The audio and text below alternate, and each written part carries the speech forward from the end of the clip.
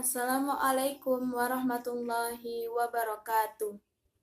Perkenalkan, saya Maharani Nur Latifah, mahasiswi Prodi Pendidikan Guru Madrasah Ibtidaiyah, Universitas Islam Negeri Sunan Kalijaga, Yogyakarta. Pada kesempatan kali ini, saya akan meresensi buku dengan judul 33 macam jenis sholat sunnah yang ditulis oleh Muhammad Ajib LC MA. Resensi buku ini dibuat untuk memenuhi tugas akhir mata kuliah Fikih dan Usul Fikih. Muhammad Ajib LC MA lahir di Martapura, Sumatera Selatan pada tanggal 29 Juli 1990. Beliau adalah putra pertama dari pasangan Bapak Muhammad Ali dan Ibu Siti Muaddah.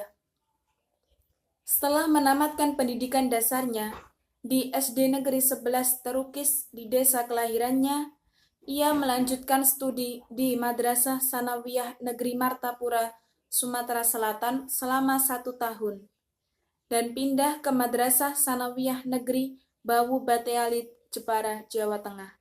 Kemudian, setelah lulus dari Madrasah Sanawiyah Bawu Batealit, Jepara, beliau lanjut studi di Madrasah Aliyah Wali Songo, Pecangaan, Jepara.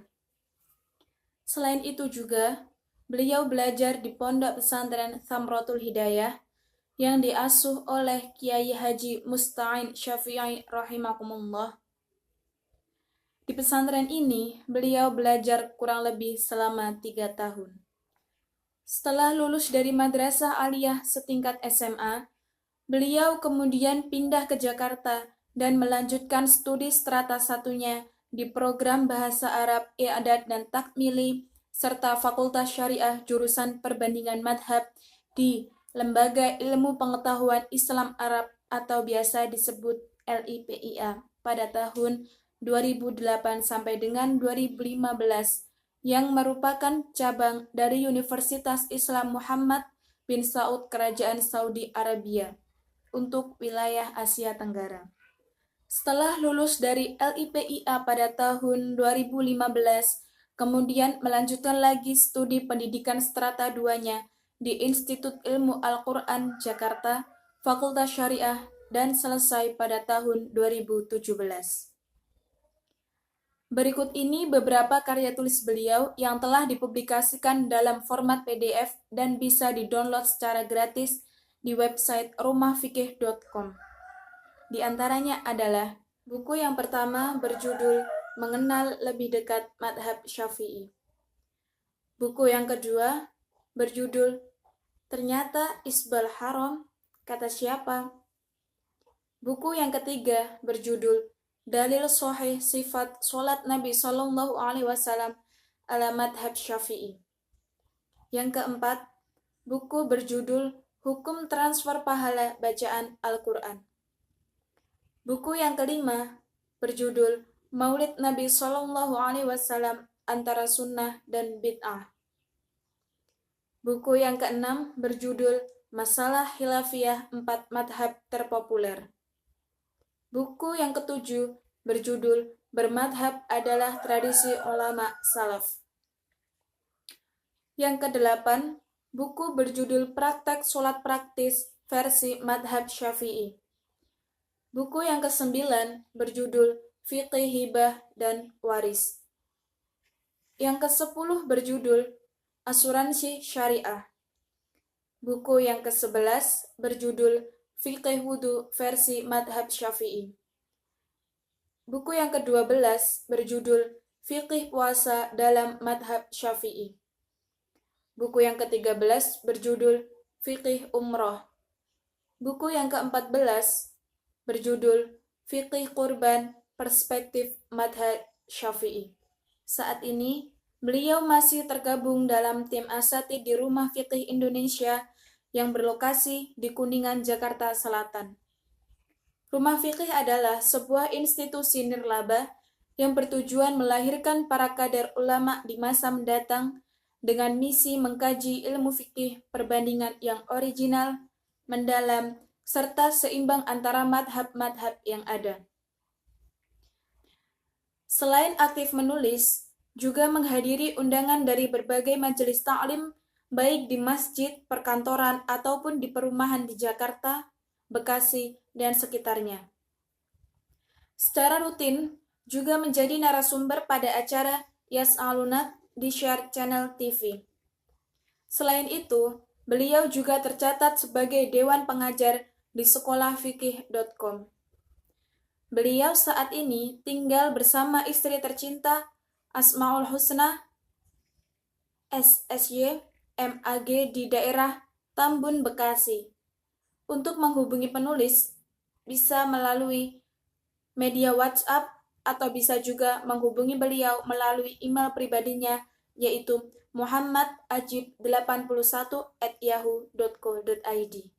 Buku yang berjudul 33 Macam Jenis Sholat Sunnah yang ditulis oleh Muhammad Ajib LCMA dan diterbitkan oleh Rumah Fikih Publishing, Jalan Karet Padurenan, nomor 53 Kuningan, Setiabudi, Jakarta Selatan.